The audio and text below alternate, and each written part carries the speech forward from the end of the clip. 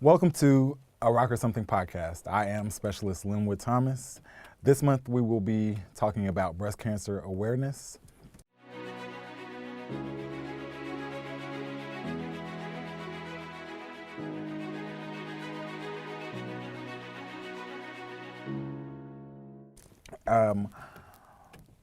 TheCancerCenter.com says that breast cancer is a common term for cancerous or malignant tumor that starts in the cells that line the ducts and or lobes of the breast. Breast cancer is not one disease, rather it's several diseases that behave differently. A couple of statistics that I have here are about 1 in 8 U.S. women, which is about 12%, will develop invasive breast cancer over the course of her lifetime. In 2019, an estimated 268,600 new cases of invasive breast cancer are expected to be diagnosed in women in the U.S., along with 62,930 new cases of non-invasive. About 2,670 new cases of invasive breast cancer are expected to be diagnosed in men in 2019. A man's lifetime risk of breast cancer is about 1 in 883. For women in the U.S., breast cancer death rates are higher than those for any other cancer besides lung cancer. And lastly, about 41,760 women in the U.S. are expected to die in 2019 from breast cancer, though death rates have been decreasing since 1989. Women under 50 have experienced larger decreases. These decreases are thought to be the result of treatment advances, earlier detection through screening, and increased awareness. Today we have two guests here. Guest, could you please introduce yourself? My name is Dr. Oliver. I'm the brigade surgeon here with K426. I'm Command Sergeant Major Scott Mechkowski from Regional Command East, K426. I want to thank you guys for joining us today. First off, Sergeant Major, can you share your experience with breast cancer? Yeah, sure. I recently, my wife was diagnosed with breast cancer. It was stage 1. I had to leave here to go home on emergency leave to tend to her and her medical treatment. So my wife has been very proactive in the sense that checkups were something that she was doing religiously, although it didn't run in her family that we knew about. Because of all the awareness, it was something that became part of a routine for her. And unfortunately, a year had passed when she should have went.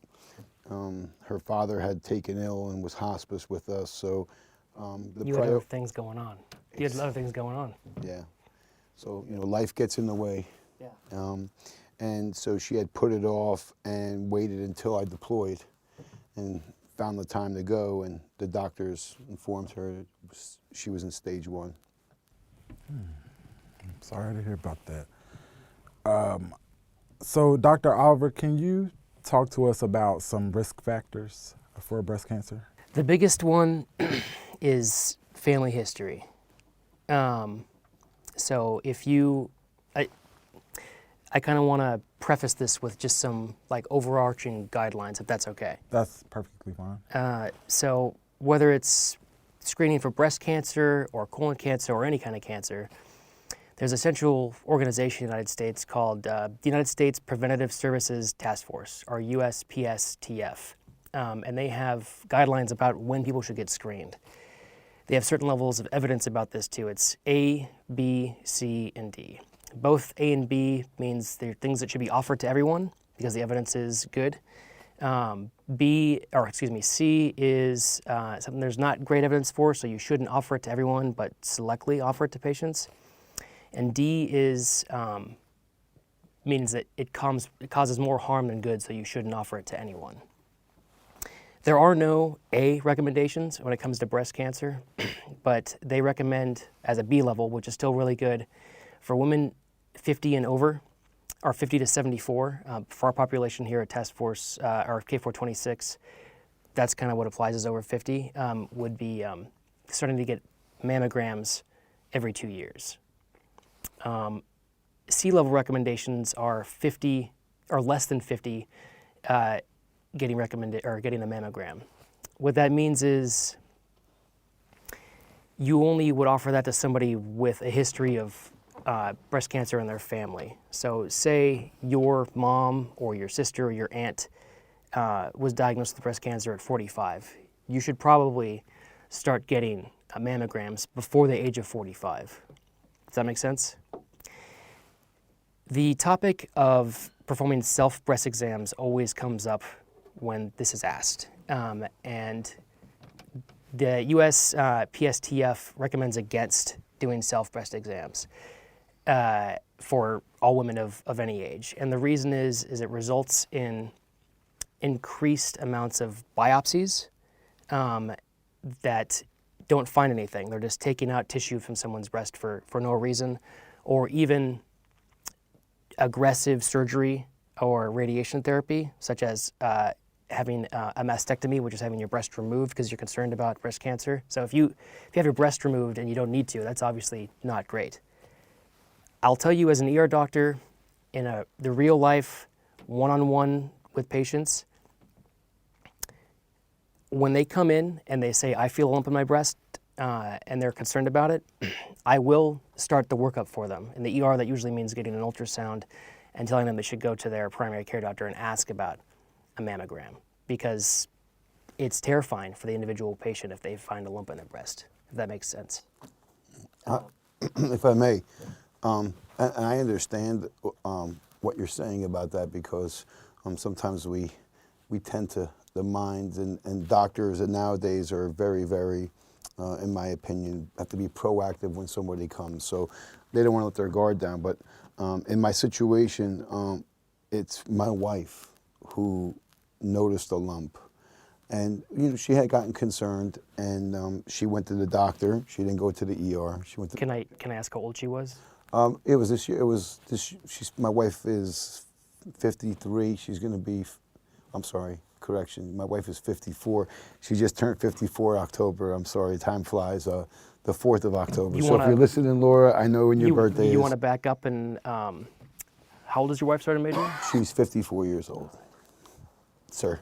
So, yeah, she found the lump, and then she went to her primary care, and then, she explained that it was something that wasn't right with her, and the doctor ordered her to go to get an ultrasound, and then through the ultrasound, she went, and they noticed some abnormalities in the ultrasound, and then they say exactly what you said, go for the biopsy, but through the ultrasound, I think they knew something wasn't right when they did the ultrasound, and I think that's when, it kicks in. Did it hit the lymph nodes? Did it do this? Did it do that? So, Terrifying. It's terrifying. So, as a mother of 3 boys, I'm sure everybody was scared. Yeah, it was a tough time. You don't know what you know until you know it. Right. But great point, Getting back to risk factors, the Center for Disease Control separates risk factors into things that you can change and things that you can't. Some of the things that I see here are eating unhealthy food, exposure to chemicals in cosmetics, exposure to chemicals in plastic and sunscreen, exposure to chemical in water. Getting older, genetic mutations, reproductive history, having dense breasts. Things that you can change are smoking, alcohol use. Smoking puts you at higher risk for basically every cancer there is, so stop smoking. Sergeant Major, were you and your wife aware of some of the risks associated with breast cancer? And after being diagnosed, could you identify some risks that may have played into that? Sure. I think, because of, social media and, the explosion of social media and the internet, you're able to research these things. So you become more aware, and you find out different things. You're able to research on your own. So I can speak for my wife in the fact that my wife's organic everything, organic milk, organic this, organic salads, organic. It's organic everything. My wife's not a smoker.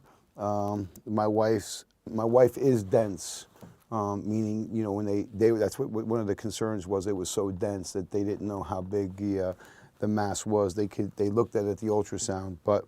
So can I comment on that? Sure. So that the term dense by itself, especially if you're female, might seem offensive, but what they're saying is, and the reason that's a risk factor is, if your breast tissue is dense, surrounding something that's abnormal in there, it's harder to see it on the ultrasound or a mammogram. Just so we're clarifying what that means. That's not a comment on anything else other than it makes it more difficult to find it. Does that make sense? Yes, absolutely. And that's what I was getting at, was that the fact that when they, and I think that's part of the reason why my wife was able to, feel it so more, because it was Thick tissue. Tissue, right. So it's a growth. So anyway, but she didn't really have anybody in her family that was diagnosed that we know about. Her mother, her sister, her aunts. Her aunt did have a form of cancer, wasn't breast cancer. But I think that there's always that one thing. There's always that one person. So thank goodness she was very proactive and she and cognizant of.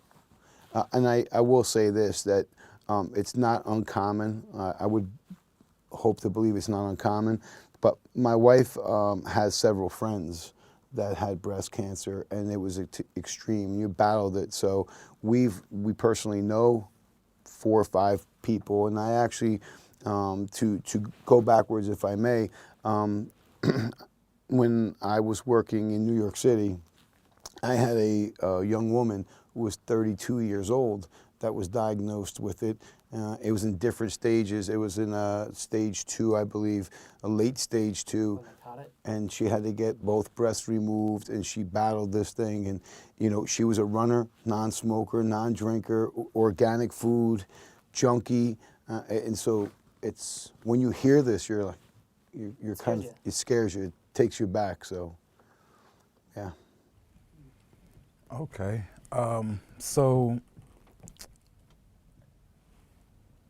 Captain Oliver, is it safe to say that earlier detection is the best thing in terms of breast cancer? Yes, early detection is how you catch things to save lives, and awareness is how you get there with that. But I just want to reiterate that de-recommendation of doing self-breast exams monthly, like every month doing a self-breast exam, on a population level, like when you're looking at statistics, will cause more harm than good because of unneeded surgeries. But if you're in your routine of bathing yourself or getting dressed or whatever, you find something, or you see something unusual on your breast when you're in the mirror, whenever you happen to see it, you should get it looked at. It's not something you should ignore. Right. Okay. Does that make sense? That is where I was going. My question is, what do you say to, because you said the women that you just spoke about was 32? 32, yes. What would you say to the person who is under the recommended age for starting your mammogram, annual mammograms, that wants to be, health conscious, or if there's nothing to find on a physical exam, I wouldn't do it. I wouldn't start doing screenings. Because again, I would fear that you would result in unnecessary procedures or surgeries, unless there are risk factors such as family history. Does that make sense? Like I said at the beginning, if you have a family member, male or female, that was diagnosed with breast cancer, you should start getting screenings before that age. Does that make sense? I talked about statistics and population recommendations. At the level of the individual, that stuff doesn't matter. You know, if you find something, get it checked out. What are some of the things to look out for? So if you feel a lump, or there's just part of the breast that it feels more dense than others, or if you see changes in the skin. If you're not pregnant and you start lactating, like producing milk, you need to get that looked at. Or if you notice peau d'orange skin, which is just French for orange skin, like orange textured skin, like the skin of an orange, that's not normal. You should get that looked at. Basically, any change, you should get that looked at. Does that make sense? Any visually? It doesn't have to be visual. It could be to the touch as well. So a couple of the other things that I see are changing the size or shape of the breast, nipple pull back into the breast, ridges, dimpling, or pitting in the breast, which you spoke to. Sergeant Major, were there any warning signs that your wife may have noticed before she went to get checked out? Could I any warning signs your wife would be okay with us talking about? Sure. I mean, I could answer that. I mean, if there were, she didn't let me know. So it's kind of, I don't know, maybe if she was protecting me because of what was going on with the deployment, being away, not trying to, but I could definitely tell a change in her behavior. And so when we talked about it, I knew after the fact. She did tell me she's going to the doctor. She did, you know, it was a matter of fact. Like, I have this lump and I'm going to go check it out. Better to be safe than sorry. I will say, if I could back up though, yeah. I would say around 10 years ago or so, it might have been longer, but my wife did feel a lump in her breast and her other breast, and she went to a doctor. They did it, the biopsy, they removed it. And then they said, hey, it's not cancerous, but you know, you need to come back. So they did this. This time, I think it was different. And especially after she went to the doctor's visit, the doctor said, hey, we'll be in touch after the ultrasound. And then when she got the call, you know, she called me on the phone to say, hey, listen, I want you to know that, because I kept thinking it was nothing, like it was going to be like the last time. I was praying, you know. And she just said, no, she's like, I've been diagnosed with stage 1. And I think the biggest concern at that point was how close to the lymph node it was. Had it attacked the lymph node, what they were going to do. And so you wouldn't know until you took, you know, they went in there to explore. So. He keeps on mentioning lymph nodes because that's how cancer spreads. At least that's how it spreads quickly, is once it gets in the lymph node system. It can spread more rapidly, just to clarify. That's not super valuable information for this, but just to clarify, that's why he keeps bringing it up. Makes sense. Well, I mean, it's because, yeah, I bring it up because like that was the big factor. That was what's scaring you. Yeah, that's what was scaring me, if it would have attacked it, and how sometimes it can hide behind it, you don't see it, and then it becomes very aggressive at that point, so it could accelerate.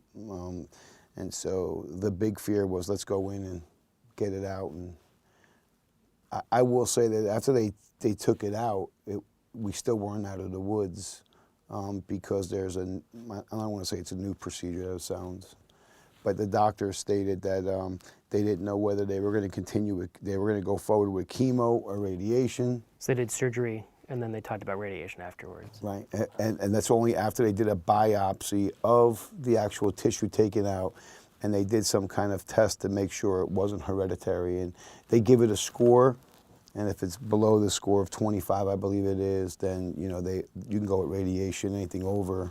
That's above my head. Yeah. What you're talking about. Well, I did a lot of research after the fact, sir. So yeah. Just to clarify for our viewers, the types of treatment that are available that we were just talking about are surgical excision, which is doctor talk for just take it out, and then radiation to the surrounding tissue in case they missed something. it had spread out that farther, like a little farther than where they did the surgery on, the radiation will hopefully take care of the cancer there. Yeah, it's not like a one-time thing. No. Right? My wife has to go every day now for 8 weeks straight, 8 weeks, and she's gonna have to take medication, I guess. Chemo too? No chemo, sir. Okay.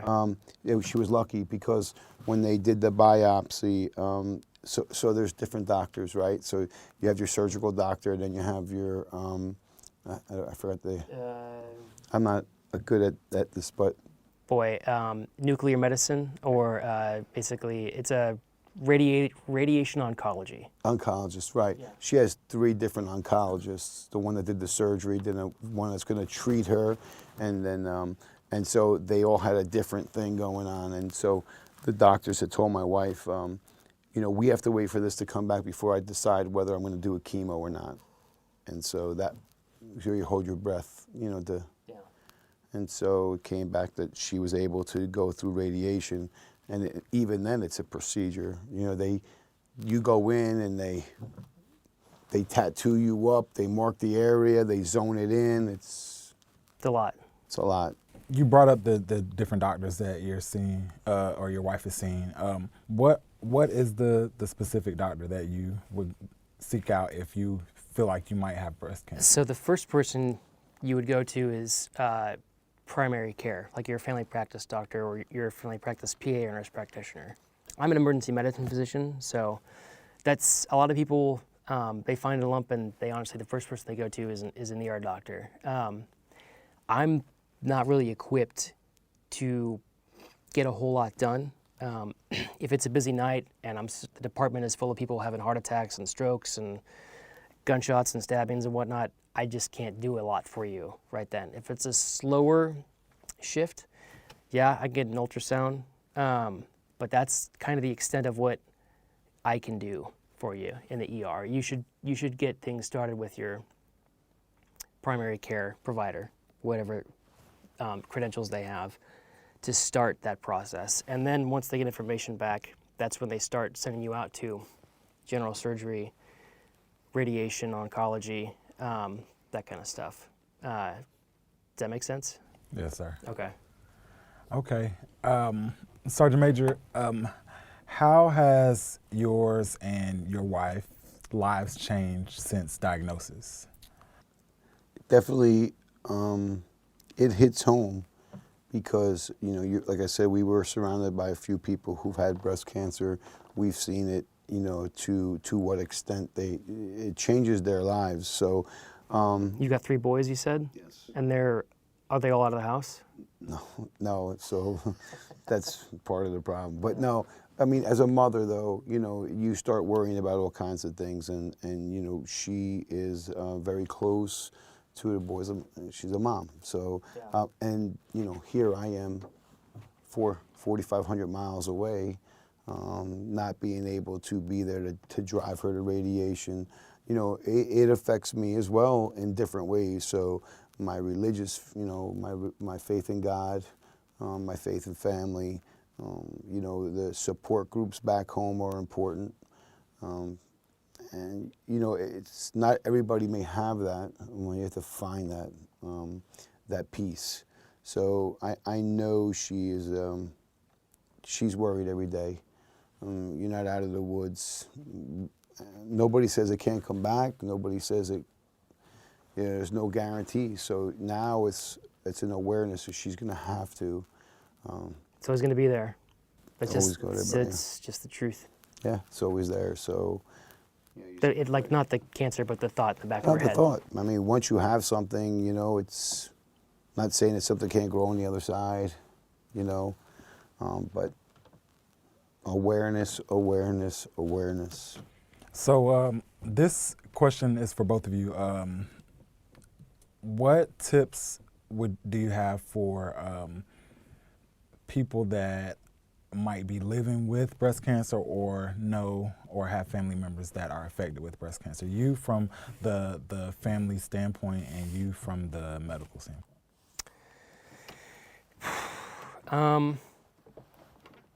Like just what to do if you've been diagnosed? Yes.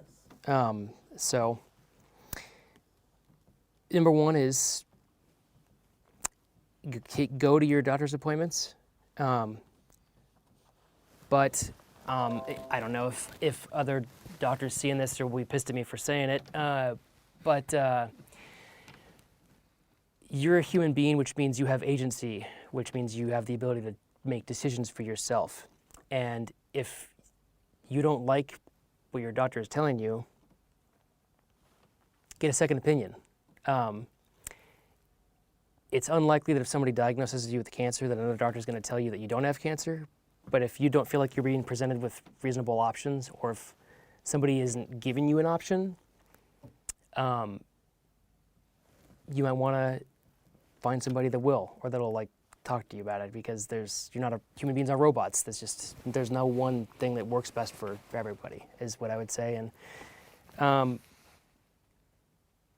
if you're dealing with this, if you're a family member that's dealing with this to try and support it, the individual that has the cancer, they're going to be tired and grumpy, and they're going to have emotional swings, and your job is to, I'm not going to say take it, but it's kind of to take it. It's kind of just shut up, and it's not about you. You know what I'm saying? And just try to be as supportive as you can, because that's what they need from you at that time. What do you have to, get any thoughts about that, Sergeant Major? I would pretty much say that it's not about you at all. I think if psychologically for a mother and a wife, there's so many nurturing things that they're going through their mind. They're the ones that are usually the rocks of the family, right. And now, they're probably looking at it psychologically. It's got to be really hard. Yeah, for a parent. For a parent, and especially a mother. Not that a father wouldn't feel the same, but for a mother, it's, as much love as I know she has for my boys, our boys rather, she's, that's probably the biggest scare, is that she's going to get ill, and, so like you said, she's going to be tired, there's mood swings, They might not ask for help, particularly in this situation, and you just have to be their champion. You just have to do it. You just have to help even when they're not asking for it. Sometimes that's if you're trying to, let me back up. If somebody's on chemo or getting radiation or anything, any additional stress can make it easier for them to get sick. So little things, even if they seem insignificant, can make a big difference in taking that off someone's plate. So it's kind of ironic you said that, but think about not only being a mother, but being a professional, having a career, and this factors into, because work takes a back seat to almost everything at that point. So she wasn't really, although my wife has a job, that becomes an afterthought, because she's got to take care of number one. So. But I know it, in her type of work, my wife works with autistic children, and it's something that she loves to do. And it's not exactly stress-free. But the doctor told her, look, you're not going to be allowed to go back to work for a while. The radiation's going to knock your immune system down, be a bunch around sick kids.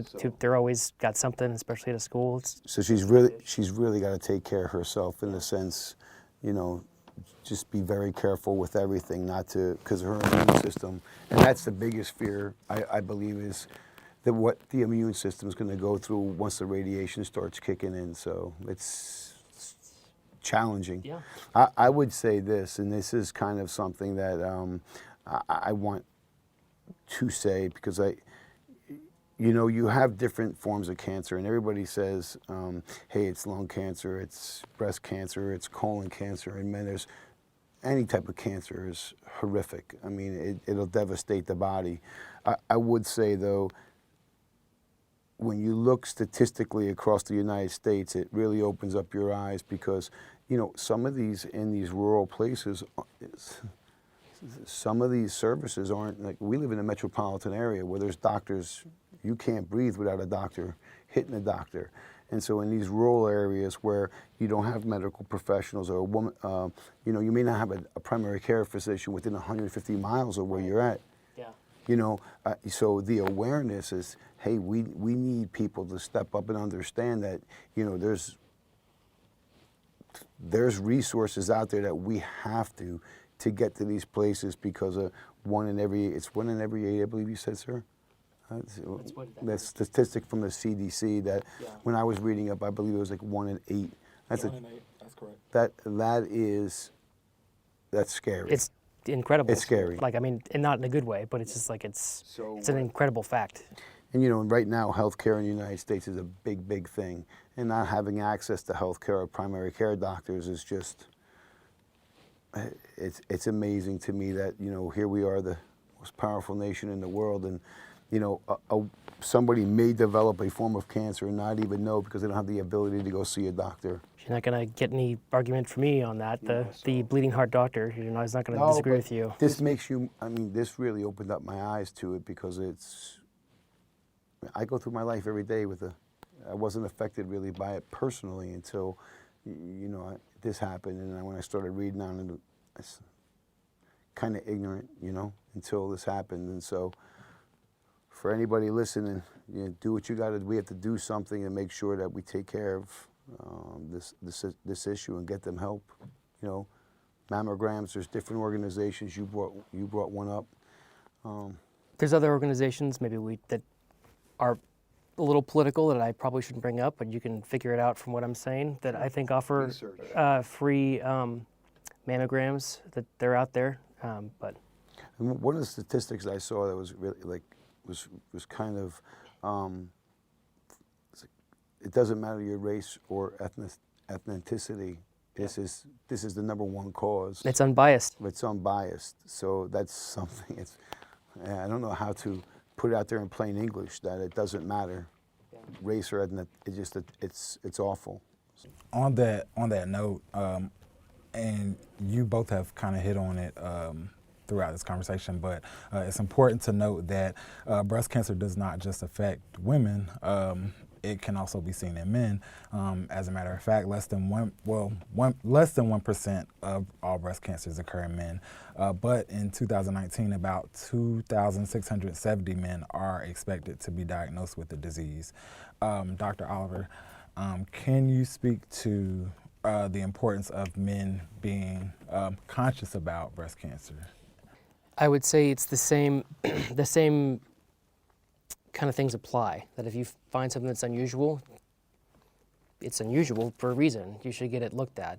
And I'm just guessing right now. I don't know for sure because I haven't looked into the statistics of this, but my guess is that if you were looking at the percentages of men versus the percentages of women, not whole numbers because it's going to be less in men, but the percentage of men that are diagnosed at a later stage compared to the amount of women that are diagnosed at a later stage, men are probably more commonly diagnosed at a later stage because they're probably less likely to go get it looked at because they think it's a women's disease.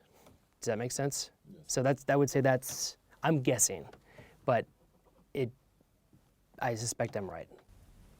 So if you see something, you should get it looked at. Go get it looked at. Yeah. Okay. Is there anything that either of you would like to add to the conversation?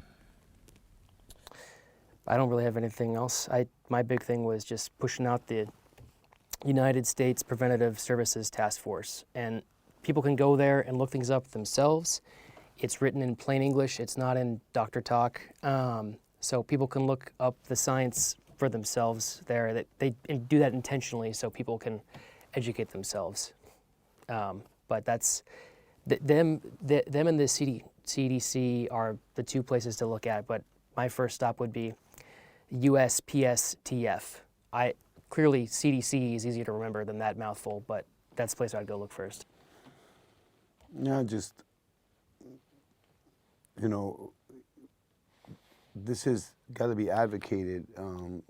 People need to start researching this more and more and understanding, like we said earlier, it's not about race or ethnicity. It affects everybody here in Kosovo. I mean, what type of medical services do you think that some of these, where the unemployment rate here is almost 35%, access to health care, you know? I'll say, from what I've seen so far, I'm actually pretty impressed with their infrastructure, their medical infrastructure, but there's probably a lot of things that go undiagnosed. Yes, and so, you know, here we are in the United States, you know, we have all these powerful tools of social media, we have the web, we have all this stuff that everybody has access to. So if you know anybody, I would say to just encourage them if they, you know, have you gotten checked out? You need to have conversations about it and not be afraid to bring up the conversations, because you may make somebody aware of, hey, you're right, you know, I'm 35, I'm 40, you know, maybe look into their family history a little better. You know, I don't remember ever having a conversation, being privy to a conversation where we sat down and said, hey, did anybody in our family have breast cancer, or anybody in your family have this cancer? And, you know, anybody be able to go back and say, as a matter of fact, yeah, you know, your great-grandfather had it. You know, it's usually not a conversation that comes up, right, unless it's been recent. Sure, unless it affects your family. Affects your family, yeah. So at this point, it's something that you would push to your children to practice in their family. I doubt that you have to at this point. I would say this, even here, you know, I came back to Camp Bonsteel and I knew that October is Cancer Awareness Month, and I've tried to force feed this to the junior council, the senior leadership, you know, raise awareness, you know, doing a fundraiser to where if we could, you know, if we could raise enough money maybe for 10 women to go out and get a mammogram, hey, you may save one life by being able to fundraise to do something like that if they couldn't afford it. So there's different organizations that are out there, even on the mainland, that they look for volunteers all the time. So I don't think there's any greater good that a person can do is to volunteer. And so I encourage everybody to pick a cause that they feel, you know, they feel they want to participate in, and Something you're passionate about. something you're passionate about. Yeah, you took the words. That's what I was trying to think. You're passionate about and making a difference. So in summation to our listeners, educate yourself. If you are interested in resources to stay up to date on breast cancer research, the American Cancer Society can be found at www.cancer.org. The National Cancer Institute is www.cancer.gov. If you are living with breast cancer and want to get information on living well with breast cancer, you can find that at breastcancer.org, or the Susan G. Komen Breast Cancer Foundation, which is www.komen.org. Again, that's www.komen.org. I want to thank both of you for joining us today. Of course. Thank you for having us. Thank you very much. I am Specialist Lynnwood Thomas, and this has been a Rock or Something podcast.